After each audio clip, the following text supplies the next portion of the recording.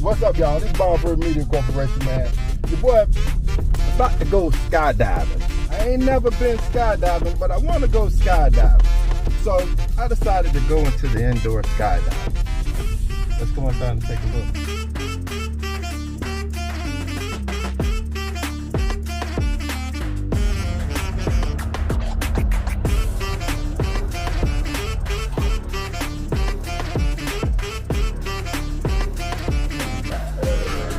Okay, so right now what we're doing is filling out the waiver so we can fly. Check it out. I got it. Cut the sound, initial. If you're ready to do the piece Okay. What's next? Is it okay? Participants currently have any prior shoulder injuries? No. Do your weight or any of the participants weigh more than 260 pounds? No. So, now, none of you done jumped out of a real plane. I mean, what was that experience? It was free. It was fun. It was nerve-wracking at first, but then once I got on the plane, I'm like, oh yeah, I'm about to do this shit. This is cool. It was liberating. Have you done more than once? I have not. Just from these same guys, or was it somebody? No, it was in California. That's awesome. So, as you can see, I ain't no pilot, and I dang sure ain't gonna fly no planes. Well, but this young lady here, she's a bird. I'm a rookie. This is her first step. She gonna do this, and then hopefully maybe one of her birthdays she'll take her, and then she gonna jump out of it. I am not flying out of a plane. No. Perfectly good plane. This is the closest I'm gonna get to flying. Are you scared? Of this? No. You're not a little nervous?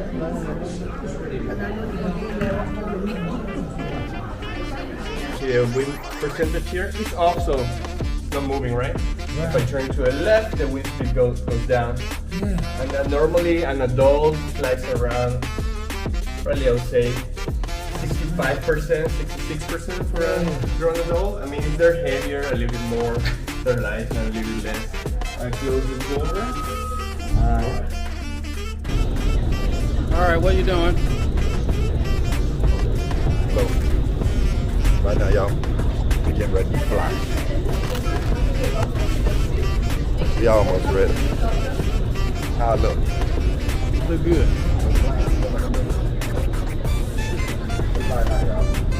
Got all this, I got my sexy red.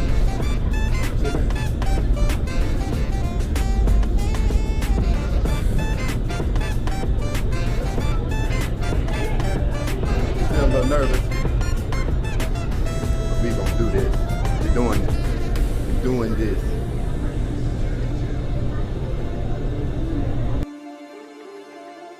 It's definitely an adrenaline rush. You might want to try it. It's not for everybody, I'll definitely tell you that. You might want to come out and try it for yourself before you make a decision. Hold on, y'all. They got earplugs in there. Come and check it out, man. It was fun. Floral Media Corporation, we out here, we live.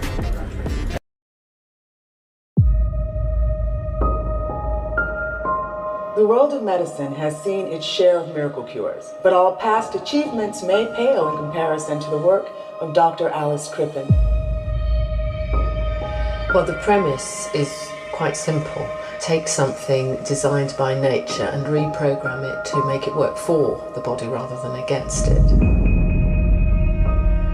Now, how many people have you treated so far? Well, we've had 10,009 clinical trials in humans so far. We're talking about a virus. Indeed, yes, in this case, the measles virus. And how many are cancer-free? 10,009. So you have actually cured cancer. Yes, we have. We are those who remember how it all started. They promised it was the solution to all our problems. As a result, it turned into a nightmare with no end in sight.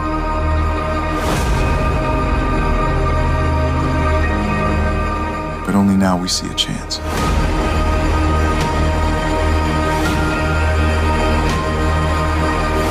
Maybe we've lived to see the moment when we can witness how all of this ends.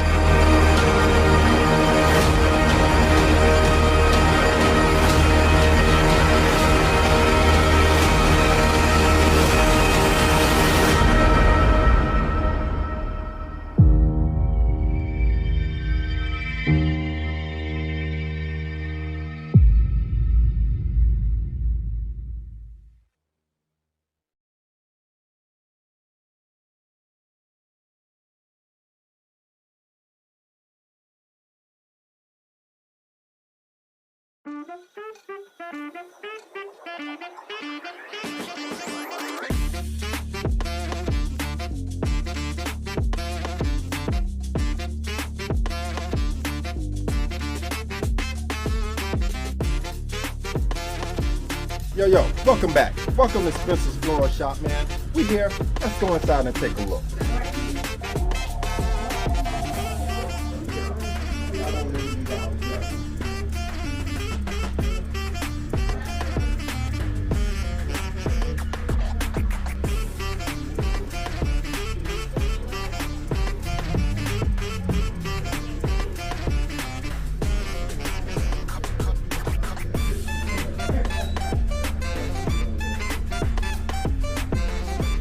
Welcome back. We over here at Spencer's Florist. I'm over here with Miss Laura. Miss Laura, what are you doing? Hi everyone. I'm actually making a floral basket for an order that we received online, and I'm making it for a funeral. Just how they ordered it. Like this one is purple and white. It's beautiful. Thank you. Miss Laura, why are you cutting it that way? Is there a specific kind of way you have to cut? Yeah, all flowers need water, and the way that some people use knives, I'm really better at my shears. You actually have to cut flowers at an angle because that's how they drink water. Yes, ma'am. And if you don't cut it at an angle, you're gonna stun it, and you always have to leave them in water. And if you don't cut it that way, it's gonna just stop growing. It's not gonna continue to drink water. So what would you, what kind of help would you, or information would you have for someone wanting to start their own florist? First of all, have faith in the Lord that you can do all things through Christ that strengthens you. The next thing is just get to be around flowers and know the style and know the techniques. Learn that first. Some people like me, with me it was just a gift from God. I just started doing it. So but I learn, as I go, because I know how they drink water, and that's the thing. The fundamentals of it is how they drink and how they survive and how they go so long. Yes, ma'am. So what's your favorite flower? My favorite flower, I'll show it to you. Oh, wow. The yellow rose. Oh, that's beautiful. The yellow rose. I love them, and especially when you do them in a dozen or 2 dozen. They're beautiful, but I love the yellow rose. That is gorgeous. Right now, I took the container that, I look at the order, and I took the container, which this is going to be called a flare basket, a fan basket. Fan basket. Yes, and based on what the customer ordered, I just pretty much cut to whatever size that I'm doing. Different baskets for different sizes and different flowers. So this flower here was ordered purple and white. So, Miss Laura, can I ask you one more question? Sure. How long you been a florist? See, I'm about to tell my age. It's been over 20 years. Oh, that's awesome. So you guys, you see it? We got professionals here. You know what I'm saying? Come get your flowers, man. Spencer Florist.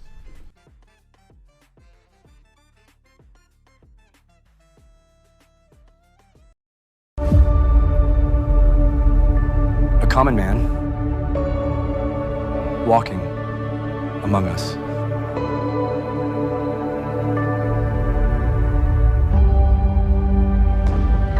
Or one who stands above.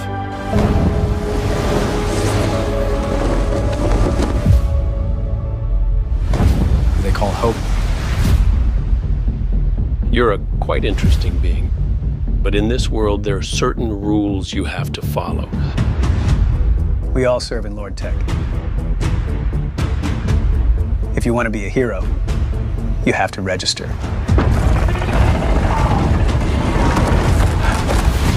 That's something you have to change. Since we met, I knew you would change things. No matter how bad things get, no matter where it is. Superman. you'd be there. There is only one thing that can eliminate hope. He's here for you.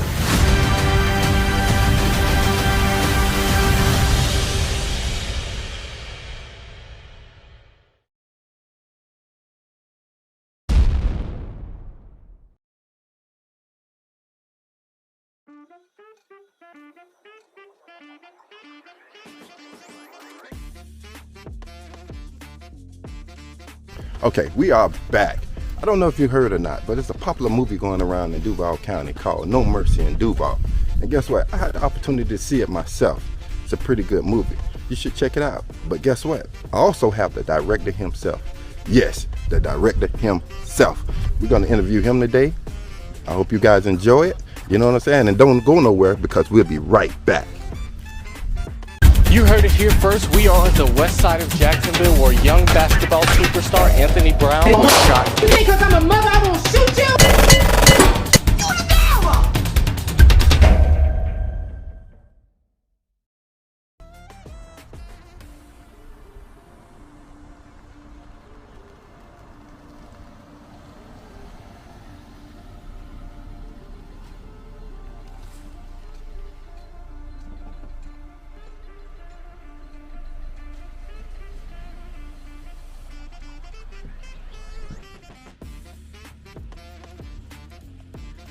Okay, ladies and gentlemen, we're back. And I have Mr. UL here. Mr. UL, thank you for coming. What inspired you to do No Mercy in Duval? Well, we started in 2019, was just an idea. Okay. And then all of a sudden, you know, we did a few scenes or whatever like that. Then all of a sudden the pandemic came. Yes, sir. And that was devastating. Right. So I'm thinking that we got to shut it down, and right. You know, we don't want to get sick, we don't want to die. Yes, sir. Everybody was thinking like that. Yeah, but God was, you know, just giving me wisdom how to be more careful, how to not be so close up on people, and we still wore our masks, and that when we did our scenes, we didn't have to have everybody, only the people that was going to do the scene, that particular scene. Yes, sir. And so we did what we needed to do. We kept the momentum going. Okay. And as long as we wore a mask and we were okay, you know what I'm saying, we had to continue this project. Right. You know, and there was not going to be a letdown as far as not finishing it. Oh, wow. So we did this basically around the pandemic, and I'm really glad that God had did that, because there was a lot of restless bodies. Right. You know what I'm saying? Yes, sir. A lot of people that, you know, didn't really know what to do with themselves. Husbands, you know, with wives. Right. You know what I'm saying? Should always get up and go to work, but now you with them 24/7. Right. Oh, that's awesome, man. So we were able to use husband and wives and young adults to really be a part of this movie. And the majority of the people never acted. Oh, wow. Really? Never acted. How did you manage that? All I did was give them a line. Mm-hmm. Break it up in parts, and all they had to do was make me believe it. That's it. Make you believe it. Make me believe it. Awesome, man. If I couldn't believe it. Right. The audience is not going to believe it.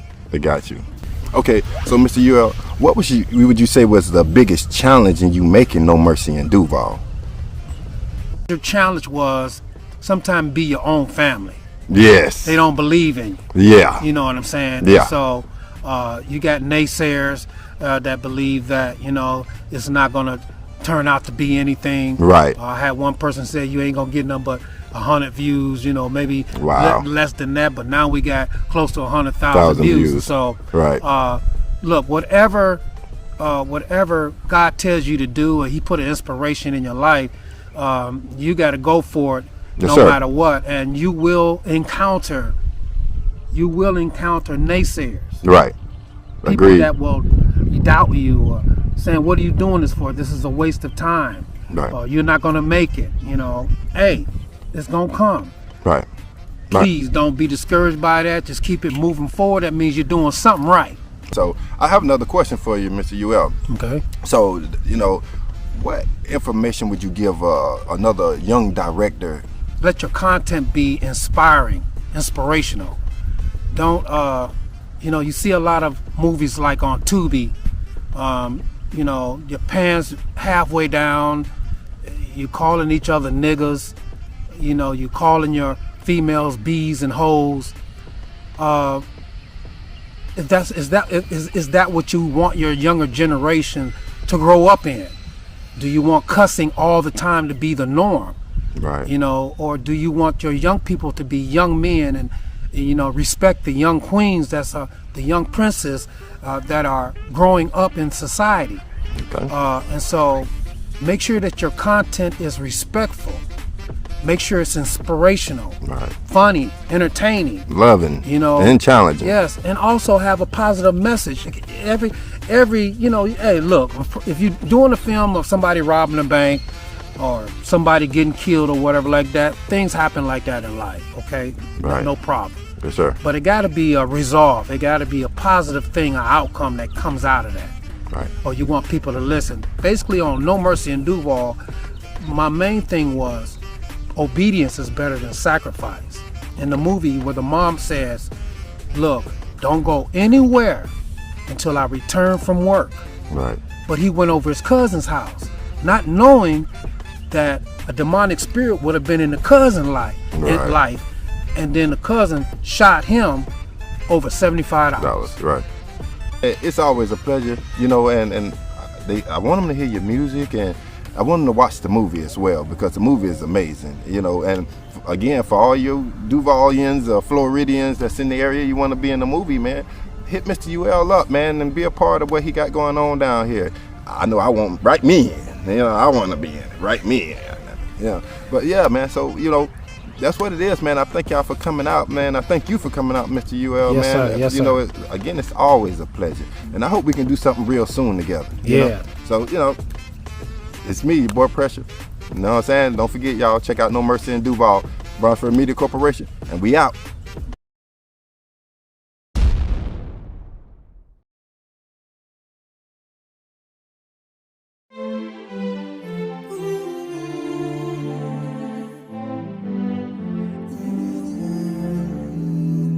Got a call from an old friend, talking about my best friend, talking about those high school days.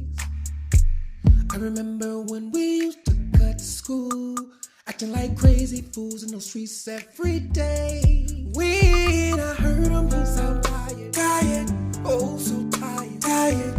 He lost everything he had, on the job he was fired. I told him God's been good to me, he can pick you up like me, he can set you free. It was his grace and mercy. Should have been there sleeping in me. It was his blood that cleansed me, and I'm grateful what you done. It was his grace and mercy. Ooh, it was his blood that cleansed me. We took a ride in his drop top, headed by the way to the church house. I shared my testimony with him, told him how he changed me, rearranged me, changed my heart within. He said I'd done everything I can think of. I should have been dead sleeping in my grave. I don't understand how a God could love me. We kneeled down, we began to pray.